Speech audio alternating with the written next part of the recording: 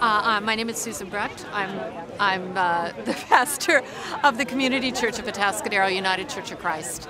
And 3 years ago, our denomination was the first mainline denomination in the country to vote nationally at our national synod to support marriage equality. And I had recently come to this church in Attascadero at that time, and we took a vote in our church after we were an open and affirming church to the GLBT community, but we decided marriage was another issue altogether. And so we did some education and we took a vote and voted about 85% at that time to support this resolution that was going to our national synod. And then at synod, it was also voted in favor by 85%.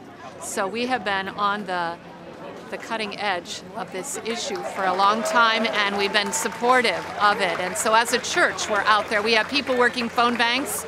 We have people that, myself included, that have been working at farmers markets at No on 8 No on 8 booths. And I just was on the news 2 weeks ago because we were officiating a gay wedding at our church and made the local news at that time.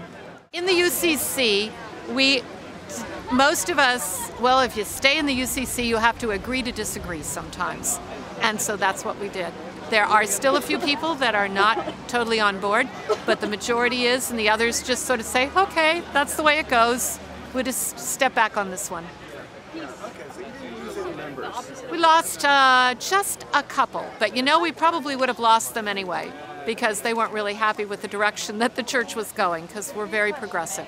Yeah, it seems like it. I mean, you're kind of a rarity in the religious community, I would imagine. Yes, but many of the mainline denominations right now, they're churches. I talk to pastors. Churches are like split right down the middle, and part of the congregation is like against, a part is for, and so that's a little more difficult for those ministers to walk that walk.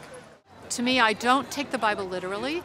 Our denomination, for the most part, does not, because if you did, you would have to we'd have to go back to slavery and women being property of men and stoning your children if they talk back to you and all of these things. So I think things have been taken out of the Bible and used. I mean, the world has changed.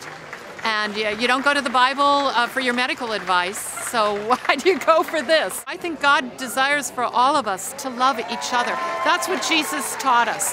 He said, take all of those rules, put them together, and what you really need to pay attention to is loving God with your whole heart, soul, and mind, and loving your neighbor as yourself. And what better way to love someone than in a committed relationship, which is marriage? So I think God wills that for all of us.